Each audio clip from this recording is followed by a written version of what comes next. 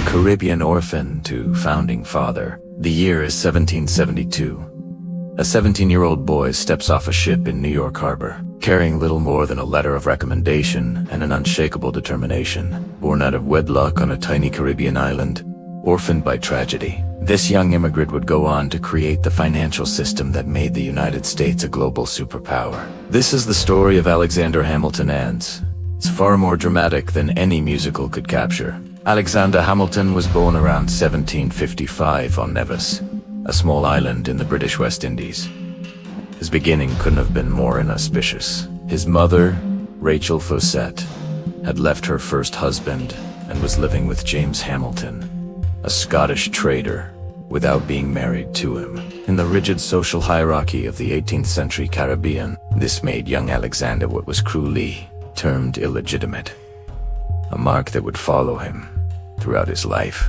When Alexander was 10, his father abandoned the family. When he was 13, his mother died of fever, lying in the same bed where the sick boy had been fighting the same illness. The local probate court gave what little property remained to Rachel's legitimate son from her first marriage. Alexander and his older brother James were left with nothing. But here's where Hamilton's story takes its first extraordinary turn. Instead of being crushed by these circumstances, the teenage orphan talked his way into a job as a clerk at a trading company. His boss, Nicholas Kruger, quickly recognized something special in the boy. When Kruger had to leave the island on business, he left the entire operation in the hands of his teenage clerk, a responsibility Hamilton executed with remarkable competence.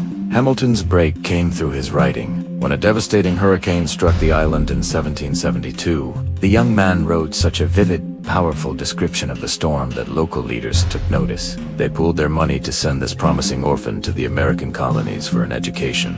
Hamilton arrived in New York just as tensions with Britain were reaching a breaking point. He enrolled at King's College, now Columbia University, but his education was quickly interrupted by something bigger: revolution. Unlike many of the other founding fathers, Hamilton had no family wealth, no plantation, no social connections to fall back on. What he had was his mind and his pen, and he used both as weapons. At 19, he published his first political pamphlet defending the Continental Congress against a critic. The writing was so sophisticated that people assumed it had been written by John Jay, one of the most educated lawyers in the colonies. When they discovered the real author was a teenage college student, Hamilton's reputation was made. When Wakame Hamilton joined a militia company and drilled with them on the grounds of a church graveyard. His competence with artillery caught the attention of General George Washington, who made Hamilton his aide-de-camp in 1777. For 4 years, Hamilton served as Washington's right-hand man, writing letters, managing logistics, and effectively serving as the general's chief of staff. But Hamilton desperately wanted battlefield glory. He repeatedly begged Washington for a field command, believing that military heroics were his path to the respect that his birth had denied him. Washington kept refusing. Hamilton was too valuable as an advisor. The two men eventually had a bitter falling out over a perceived slight, and Hamilton left Washington's staff. He finally got his wish at Yorktown in 1781. Leading a nighttime bayonet charge against a British fortification. Hamilton and his men took their objective in less than 10 minutes, helping to secure the victory that would end the war. Hamilton had proven himself in the way 18th century gentlemen understood, with physical courage on the battlefield. By this time, Hamilton had also married Elizabeth Schuyler, daughter of one of New York's wealthiest and most powerful families. It was a love match. Their letters revealed genuine affection, but it also gave Hamilton something he'd never had: a place in American aristocracy. The United States that emerged from the Revolutionary War was, frankly, a mess. The individual states acted like 13 separate countries. They printed their own currencies, taxed goods from other states, and refused to contribute money to the federal government. The national government, operating under the Articles of Confederation, had no power to tax and was drowning in debt from the war. Soldiers who had fought for independence went unpaid. In 1783, angry officers even considered a military coup. Hamilton, now serving in Congress, had to help talk them down. Foreign nations laughed at the new country's bonds, which traded at a fraction of their face value. America was going bankrupt before it had really begun. Hamilton saw clearly what needed to be done. The federal government needed to be strengthened dramatically, along with James Madison and John Jay. He wrote a series of essays called the Federalist Papers, arguing for the ratification of a new constitution that would create a stronger central government. Hamilton wrote an astonishing 51 of the 85 essays, often producing thousands of words overnight while maintaining his law practice. The Constitution was ratified. George Washington became the first president, and he made a crucial decision. He appointed his former aide, Alexander Hamilton, as the first Secretary of the Treasury. Hamilton was just 32 years old. He was about to reshape America. When Hamilton took office in 1789, the federal government was essentially bankrupt, owing more than $50 million with no way to pay. The states owed another $25 million. Nobody believed American credit was worth anything. Hamilton's solution was audacious. The federal government would assume all the state debts and pay back every penny owed to bondholders at full value. This was controversial because many states, particularly in the South, had already paid off much of their debt. Why should they pay taxes to cover the debts of states that hadn't been as responsible? Hamilton's answer was brilliant. This wasn't about fairness, it was about creating trust.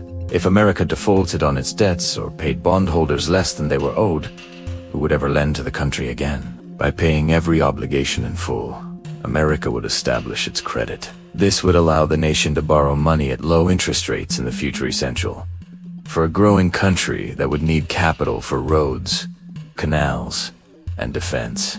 The debate was fierce. Thomas Jefferson and James Madison led the opposition. Hamilton managed to win by cutting a deal. In exchange for Southern votes for his financial plan, the nation's permanent capital would be located on the Potomac River in the South. This dinner party negotiation gave America both its financial system in Washington, D.C., but Hamilton wasn't done.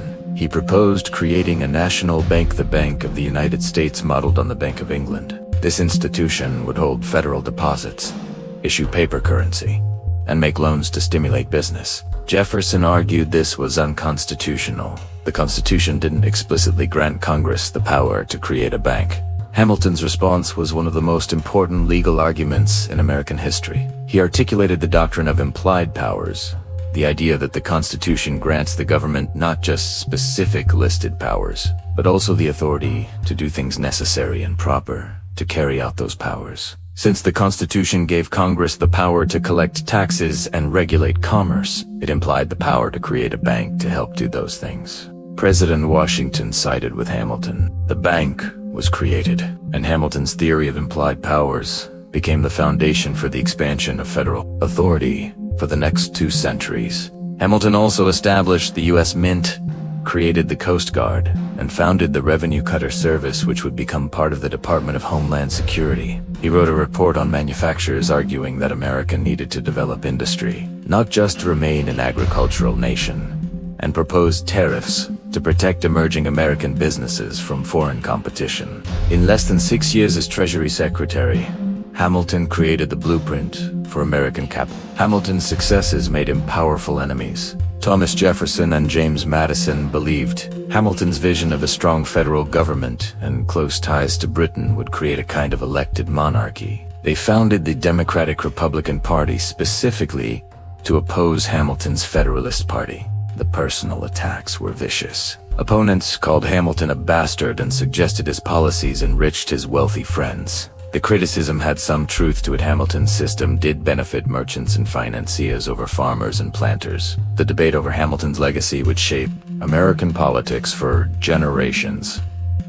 Should the federal government actively manage the economy, or leave it to the states and individuals? Then Hamilton made a catastrophic personal mistake. In 1791, while his wife was visiting her family, Hamilton began an affair with Maria Reynolds, a young woman who claimed to be trapped in an abusive marriage. Her husband, James Reynolds, soon discovered the affair and blackmailed Hamilton, demanding money for his silence. Hamilton paid.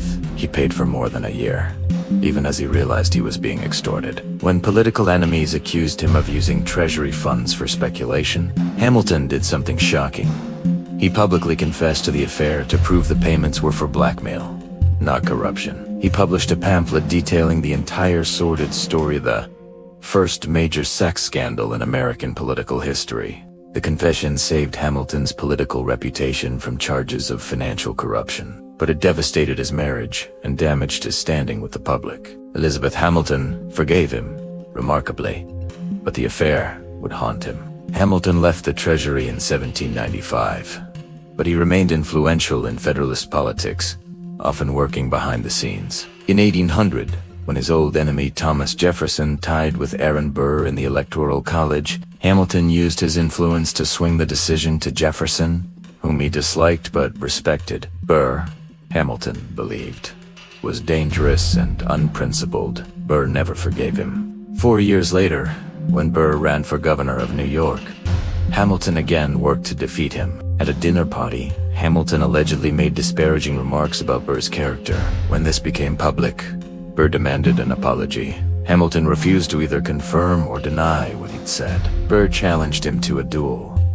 Dueling was illegal in New York, but it was still considered by many to be the honorable way for gentlemen to settle disputes. Hamilton opposed dueling. His own son, Philip, had been killed in a duel 3 years earlier, defending his father's honor. Hamilton told friends he intended to throw away his shot, firing into the air rather than at Burr. On the morning of July 11, 1804, Hamilton and Burr met on the dueling grounds in Weehawken, New Jersey. What exactly happened remains debated. We know that Hamilton's shot went high, perhaps deliberately, hitting a tree branch. Burr's shot struck Hamilton in the abdomen. Hamilton lingered for 31 hours before dying on July 12, 1804. He was 49 years old. Alexander Hamilton never became president. He never owned a plantation, aided in debt, despite having managed the finances of an entire nation. By the traditional measures of Founding Fathers' success, he might seem like a lesser figure, but look around at modern America, and you see Hamilton's influence everywhere. The federal government's power to regulate the economy, to create agencies and departments not explicitly mentioned in the Constitution, to borrow money on the nation's credit. All of this traces back to Hamilton's arguments and precedents. The Department of the Treasury still operates on principles he established. The financial district where he walked in Lower Manhattan became the capital of global finance. More broadly, Hamilton represented a different vision of what America could be. While Jefferson idealized a nation of independent farmers, Hamilton saw a future of cities, industry, trade, and finance. While others emphasized states' rights and limited government, Hamilton argued for federal power and active governance. While many founding fathers were native-born aristocrats, Hamilton was a self-made immigrant who believed in meritocracy. That vision, urban, industrial, commercial, meritocratic, and centralized, became the America we know. Hamilton's immigrant story also carries particular resonance. He came to America with nothing but talent and drive. He was mocked for his foreign birth and humble origins, yet he rose through intelligence, hard work, and an unwillingness to accept the limitations of others placed on him. He helped create a system where talent could triumph over birth of an. Though that system remained imperfect and would take centuries to extend its promises to all Americans. There's also something deeply American about Hamilton's contradictions. He was brilliant and petty, principled and vindictive, visionary and he built systems to serve the public good while engaging in private corruption. He argued for strong institutions while letting personal passions drive him to a pointless death. He was, in other words, human, flawed and great in equal measure. When Lin-Manuel Miranda's musical Hamilton became a phenomenon in 2015, it introduced a new generation to the founding father who rode his way out of poverty. The musical emphasized Hamilton's immigrant status and his role as an outsider who nonetheless shaped America. In an era of renewed debate about immigration, federal power, and economic policy, Hamilton's story felt remarkably current, but the real Hamilton was more complex than any musical or biography can fully capture. He was a man who experienced both crushing poverty and elite power, who knew what it meant to be an outsider and who used that perspective to imagine a different kind of nation. He made enormous contributions and terrible mistakes. He was killed in a stupid, avoidable way over a stupid, avoidable conflict. And yet, When you use American currency, when you benefit from federal credit, when you see the government act to manage the economy, when you witness the tension between federal and state power, you're seeing the legacy of that Caribbean orphan who arrived in New York with nothing but ambition. Alexander Hamilton didn't just achieve the American dream. In very real ways, he built the financial foundation that made that dream possible for millions who would come after him. His story reminds us that America has always been shaped by immigrants, by outsiders who brought new ideas and refused to accept the way things had always been done. From orphan to architect of American capitalism, that's the ultimate immigrant success story, and it's all true.